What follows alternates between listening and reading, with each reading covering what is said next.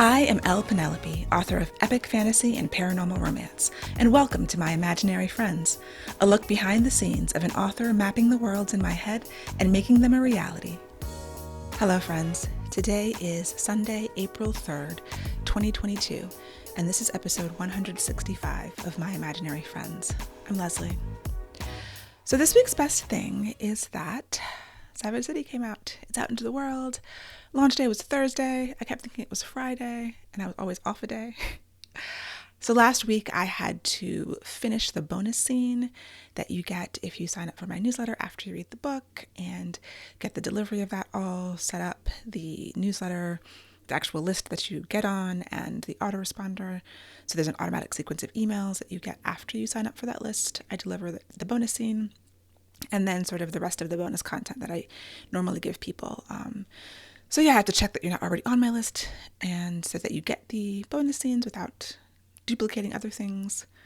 It didn't take that long, but it took time to do it and test it and all of that, and update it. And then all of the other kind of pre-launch activities. And so Thursday morning was launch day, and I woke up and I kept thinking that I was missing something. Like I forgot something's wrong. Now the pre-order's been up for a while. I checked a week or two ago before the deadline to make sure that the most recent version of the ebook had been uploaded everywhere. And it was like 6:30 or 7 o'clock. I woke up and I was like, whoa, I forgot to publish the paperback on Amazon. So I had done it a few weeks ago because in order for me to buy my author copies, the paperback copies, from Amazon, which is actually the cheapest place to buy the paperbacks for me, I had to publish it. And so my friend was like, oh, just make it $99. No one will buy it. And you can order it yourself. And then I also noticed on the message board that you can't take it off sale until you actually get the copies because, Amazon has to print them for them to print them and have to be available for whatever reason. So I made it $99. And my friend was like, oh, I do it all the time and nobody ever, buys the book. Nobody notices. Well, like 3 people noticed that it was $99. And 2 people actually bought it at $99. And because I was looking at my dashboard and I'm like, that doesn't make any sense. I thought it was like the pre-orders, but I don't get that money until release day. And I expected returns immediately, but so far they haven't returned those books. So I don't know who those 2 people were who bought the paperback of Savage City when it was $99. Thank you, I guess. I don't know. Anyway, after that debacle, as soon as I had received my copies, I took it offline. I took it off of publishing, put it back into draft mode. And I had meant to do it a couple of days early, put it back on at the proper price of $14.99, and I had forgotten. So I did it early that morning. Luckily, since I guess it had already been published, republishing it, which can take a day or 2 because they have to go through the review process on Amazon. By like 8:30 or 9, it was up and available. So I was like, if someone wants to buy the paperback on release day, I'm glad that they can, at least if they do it after 9 o'clock. So there was that. There's, posting. I realized I hadn't made the graphics for the actual release. All my graphics were like, coming soon, pre-order now. So I did that. I posted. I had to make sure that the people who pre-ordered directly from me got in their ebooks and the bonus content, the digital content that I was giving for people who pre-ordered, and send that out. It was a whole long list of things that I had to do. Luckily, I had gotten the paperbacks out. I think I sent those out Monday or Tuesday for most people. And yeah, it was a busy day of activity. I didn't really expect that I would get a whole lot else done. And then Thursday night, I could not sleep. I couldn't get to sleep at all. I think it was the adrenaline or just the excitement of the day, and then the kind of the worrying that set in, the stress that kind of sets in because like the book is out, it's amazing, it's wonderful, people can buy it. Will anyone buy it? And even as I say that, I exceeded my pre-order goals. So Savage City is my first self-published full-length novel since 2015. In 2015, I released 4 books: Song of Blood and Stone, Angelborn, Whispers of Shadow and Flame, and Angel Fall. 2 of those are long novels. At the time, they were 80,000 words when they were self-published, the Ersinger books, and the Angel books are about 45,000 words. A short novel. But yes, 4 books. Those are the only full-length books I self-published. And then, I got the the deal the next year to do Ursula Chronicles with St. Martin's Press. I never put out another Angel book. We've talked about that. We don't need to go into that again right now. I've written things. I rewrote books for St. Martin's several times. Other books came, all traditionally published. I self-published novellas and short stories. So anyway, I was not sure how a full-length paranormal romance self-published release was going to go for me, lo these 7 years later. And so my goal had been to do make 100 pre-orders. And it's wide, so the books are widely available. I'm not exclusive to Amazon or anything. So I can see my pre-order numbers on Amazon, and I would check them every few days. I go through draft to digital for many of the other retailers, well, for Apple and foreign retailers. I go direct to Barnes & Nobles and to Google Play and to Kobo. And none of them showed pre-orders. I don't know about Barnes & Noble because I technically haven't sold any copies on Barnes & Noble, but Kobo wasn't showing pre-orders. And D2D would show Apple, but it was like 6 for the whole time, and it stayed at 6. I was like, oh, is that the real number? I wasn't sure. Turns out it was not the real number. And luckily, I exceeded my goal. I ended up selling 139 pre-orders across all retailers, including direct for me, and that's ebook and paperback combined. So I just had a number. I threw a random number out there, like 100 seems like something that would be challenging to hit, especially 7 years, no self-publishing. But seems doable. You know, like if I can do 100, then that would give me confidence. And I did it, and I met the goal, and it felt amazing. And I was very happy, and I'm very grateful to everyone who pre-ordered. Thank you so much. I really do appreciate that. And everyone who orders now and in the future. And of course, as it often happens, you set a goal, you meet the goal, and then you want to move the goalpost, which is good. It's natural. You can't be stagnant. And I think, it's always the balance between gratitude and celebrating the wins, and then trying to push further and meet new goals and stretch and grow. And so part of me not being able to sleep Thursday night, I think, in addition to adrenaline, was just worry about, okay, I hit that first goalpost. What is the next goal? And can I meet that one? And how will I do it? And just thoughts of, like I was talking to my husband, I was like, what... I guess fear of failure, what if I fail? And he was like, well, what does failure mean? Like, what does success mean? And I'm like, I have no idea. I really don't. He was like, well, you have to know what it means. How will you know if you failed if you don't know what it means to succeed? And these are very basic concepts. These are things that I tell people all the time. I always talk about setting your goals. I think, whenever you're asking a question, knowing your goals is the foundation to the answer. But when it comes to me, and it comes to setting goals, like, what does success mean? It's like, well, I could say something, but if I don't meet that, that means I've already failed.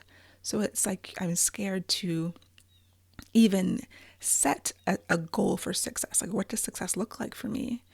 If I set a sales goal or a monetary goal or something like that, and then I don't hit it, like that's why I haven't set any goals. But at the same time, I worry and stress about failure when I haven't defined success. There is an article on helpingwritersbecomeauthors.com, KM Weiland's website, that I will link to. It's called How to Know When You're a Successful Author. It's pretty recent. And yeah, it kind of just goes through this. It's like no one can define success for you. That's something that you have to define for yourself. I have friends who they're very clear goal, like they want to hit the New York Times bestsellers list. And I think that's a great goal. That's not something they can control. And even with high sales numbers, the New York Times bestsellers list is curated. It is not simply a measure of the top selling books. USA Today is a measure of top selling books. New York Times is curated. So, I know authors who have sold enough copies that they should have hit the list, but did not for unknown reasons of curation. There are indie books that that aren't printed at the right size. There's just weird things like that. You have to sell at wide retailers. You can't hit the list if you're Amazon exclusive, et cetera, et cetera. So there's all kinds of reasons why that's not my goal, because of everyone's goals are different. Like it would be wonderful to hit the New York Times, but I can't say that that is my goal. Like I'm going to feel like I'm a success, because if I never do, will I never feel like a success? But I was looking back at my notes from a few years ago when I did Sarah Cannon's HB90 boot camp, which is a class I still recommend. It's on setting goals and, organizing your life and Kanban boards and planners and things like that, things I love. But at the very beginning, she's very clear. Like she makes you do a vision statement, and she asks you to outline what success means for you. And I look back at this thing that I wrote over 2 years ago now, and my list of what success looks like for you is being someone's favorite author, having my books stay under 6 figures in Amazon rank, maintaining a consistent audience, and then I have some sales goals for both indie and traditional. And then the top 3 things I want to accomplish in my career: write stories that I love, not compromise my vision, find readers who love my work. Figuring out success helps you figure out failure, I guess. Because right now, in the place where I was and am trying to get out of, it's like everything feels like failure because I haven't said what success is. And I'm still kind of afraid to have a goal because I'm afraid of not hitting it, And so that just amps up the tension. And especially being a perfectionist, which if I could stop, I would. It's extremely time consuming and energy draining to be a perfectionist. I don't want to be, but that's the way my brain is wired, or that's the way it is at the moment. And maybe that's something I can work on and change. I've been trying to let things go and, all of that stuff. But, so it's like all of the highs come with lows. And it kind of reminds me, oddly enough, of, I don't want to talk about the Oscars and the slap heard around the world, but what Denzel Washington reportedly, or what Will Smith said that Denzel said to him, that, when you're at your highest highs, that's when the devil comes. I'm paraphrasing badly as usual. It's like, when you're feeling high, when you're at high moments, something comes, whether you want to call it the devil or resistance, fear, whatever that thing is, comes and tries to take your joy. And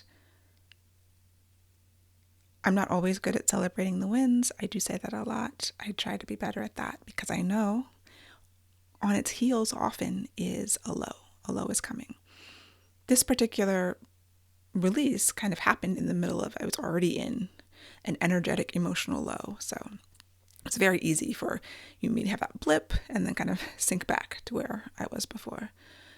And I'm just trying to work through that, think about success and think about failure in a way that isn't scary and that sort of allows me to continue business-wise, artistically and creatively in a way that allows me to move forward.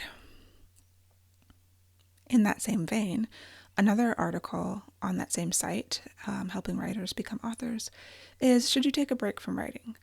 Because I've been feeling like not writing. So this week I finished writing and editing, polishing that bonus scene. That was really the only writing I did this week. I did research for the new Orbit book. I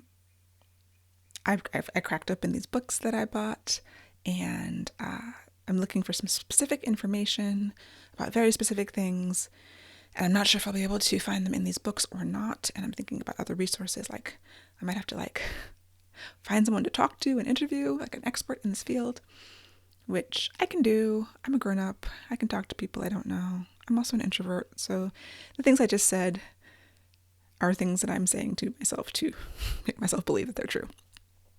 But I've done it before. It's just taxing to think about that kind of thing, like email a person and ask them a question.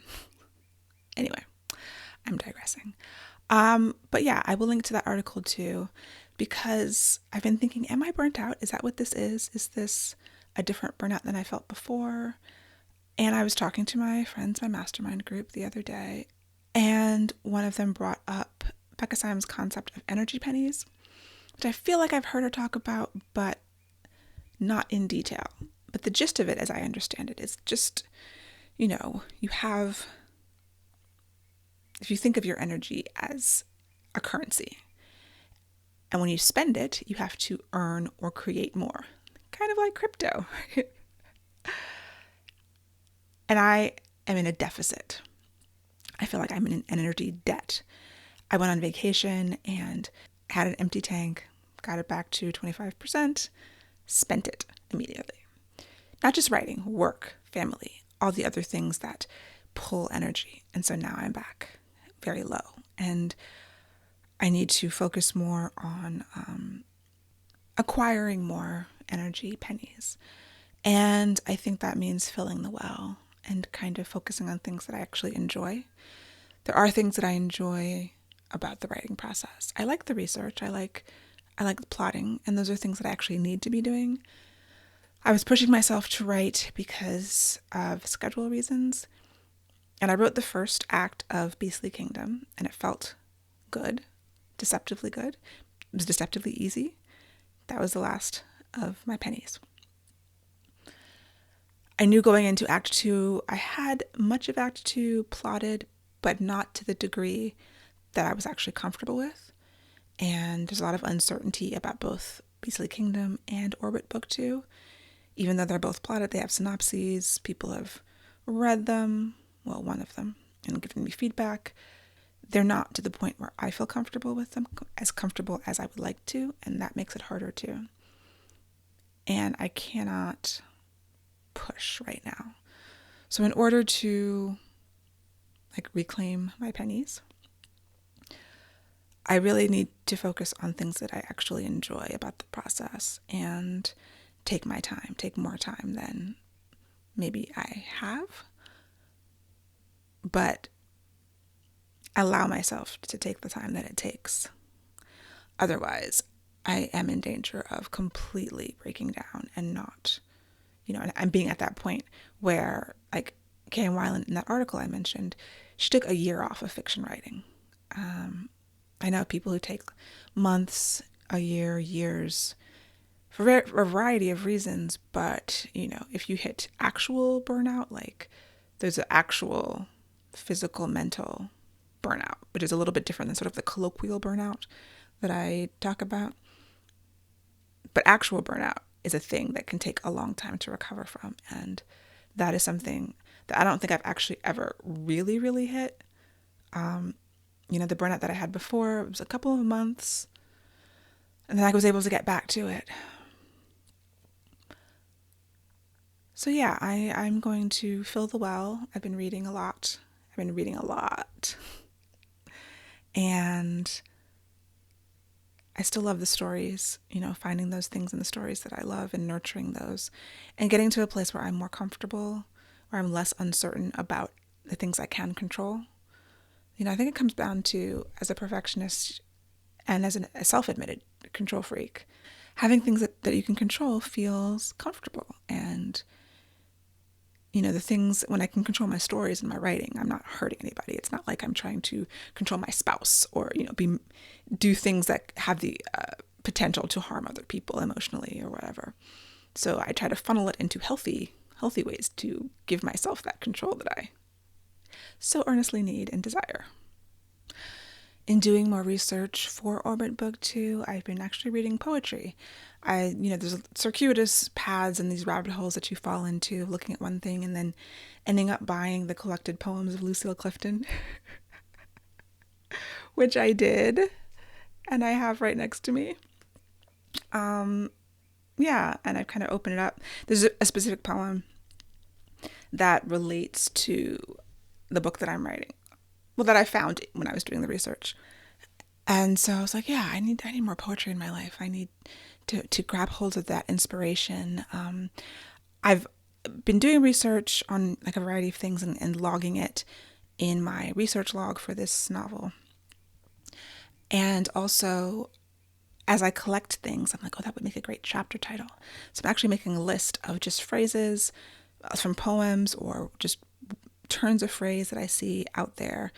that might make really nice chapter titles. So maybe each chapter title can be its own thing. And that may not pan out at all. Like, catch me in 2 years when the book is out. We'll see. But yeah, I think poetry is very inspiring. The lyricalness, the brevity.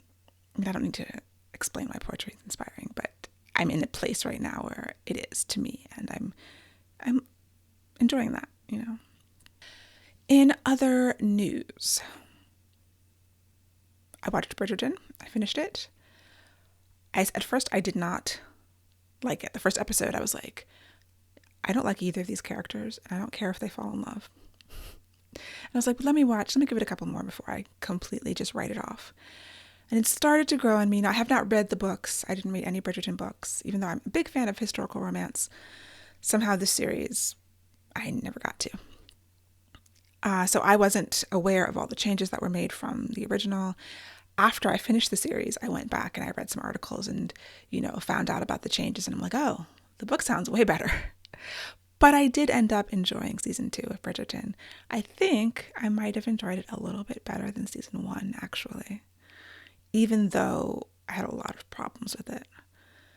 But I felt like I had to watch the whole thing just so I could be conversant in Romancelandia, because everyone was talking about it. But yeah, it's obvious they don't make the show for romance reader fans. And that's okay, I guess. I don't know. I get why they made the changes that they did filmically. And in some ways, the added drama of it all was very, you know, cinematic, television-natic. In other ways, as a romance novel fan, the way it went down in the book, from what I can gather, just seems like it would have fulfilled that more than the television show did. So, still recommended. And I've been saving this book since it came out a couple months ago. I finally read Colleen Hoover's latest Reminders of Him.